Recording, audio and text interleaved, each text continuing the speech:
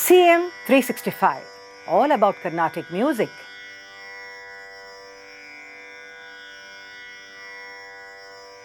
For any art to thrive and grow, patronage in various forms is very vital. Today we see that the sabhas are the places where music and other activities like dance, everything is performed. And we have corporate supporting, also we have private individual people supporting such events. But at one time we see that it's interesting to see how the way the kings actually nurtured the arts and in South India especially, and they were instrumental in its phenomenal growth. Actually, I was looking through to see and study in what ways these kings actually helped in the promotion of arts in terms of the propagation of the arts like music. And I could just get some points which I thought will be interesting to share with you.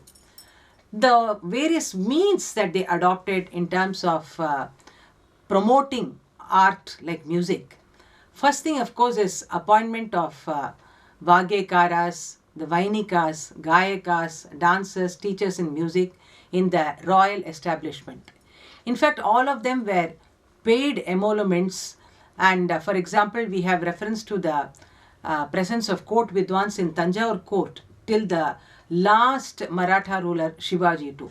So thus we see that all these musicians were actually employed and they were appointed as part of the court, and they were also paid well.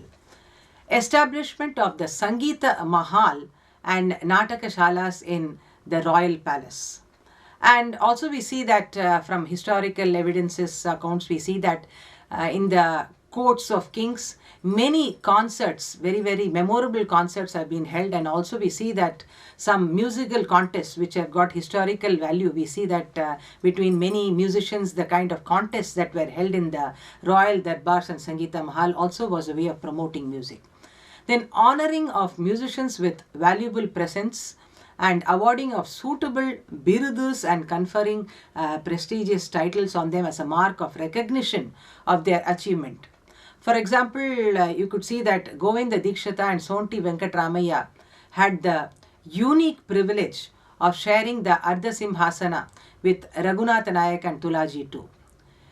Then the musicians were also offered free gifts of land, villages, houses, and founding of even colonies were done for inhabiting these musicians. In fact, these colonies we see later on flourished as centers of musical training and learning. For example, Melatur, Thiruvasainallur, these are all places we see became important centers of musical learning later.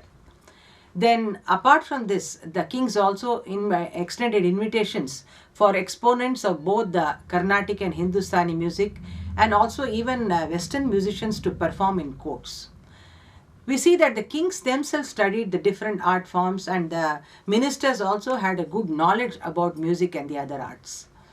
The kings also spent money in terms of purchasing various musical instruments, even Western musical instruments they purchased, and they created a Western band also, like we see in the Tanjore court. We also had a Western band operating here.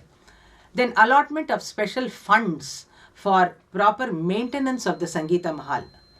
And patronage was also extended to the art of manufacturing musical instruments. Of course, only when you have proper well manufactured instruments you can play on them. So they were also giving importance to the manufacture of instruments and patronizing that also.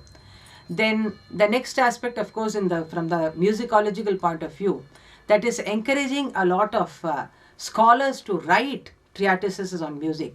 And this was very important in terms of bridging the gap between the Lakshya and Lakshana, and also transforming all the Lakshana aspects for posterity, for us to understand how the system of music was there at that time. These kind of treatises are very valuable. So the kings actually encouraged many scholars to write such works.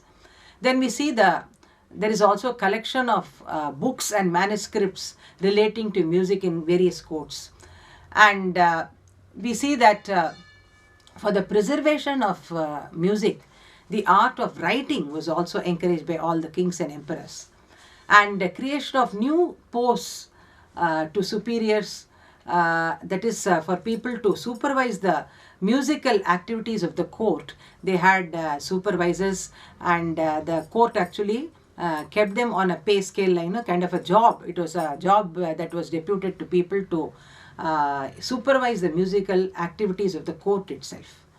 Then comes the temples, which are also important centers of music. So endowments were given by the kings to the temples for maintenance of the Oduvars and the Arayars, to sing the sacred hymns like Tevaram, Tirusaipa and all. And wherever the musical activities were involved in a temple, in those kind of temples, special funds were allotted for conducting these events. And of course, in the mathas, we see that there were regular activities of bhajanas, kirtanas, and other musical activities.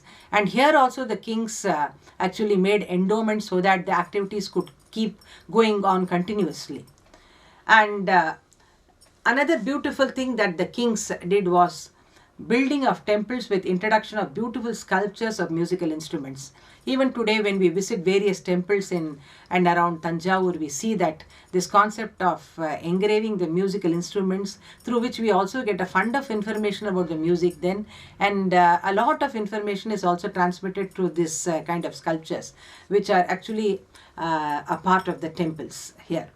And thus the royal patrons of South India, we could say, contributed much in various ways towards the growth of Carnatic music.